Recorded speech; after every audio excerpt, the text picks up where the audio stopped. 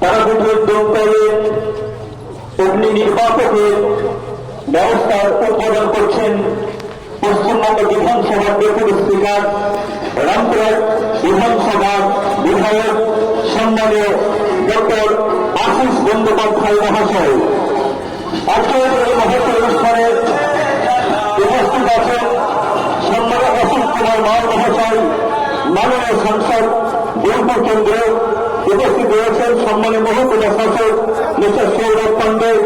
উপস্থিত আছেন সম্মানিত এক্সিকিউটিভ ইঞ্জিনিয়ার অসীম কুমার মুসুপুরি, সম্মানীয় নির্দেশক অগ্নি নির্বাপক পরিষেবা পশ্চিমবঙ্গ মিস্টার অভিজিৎ পান্ডে, সম্মানীয় বিভাগীয় আধিকারিক বীরভূম জেলা মিস্টার অমলেশ বড়ুয়া।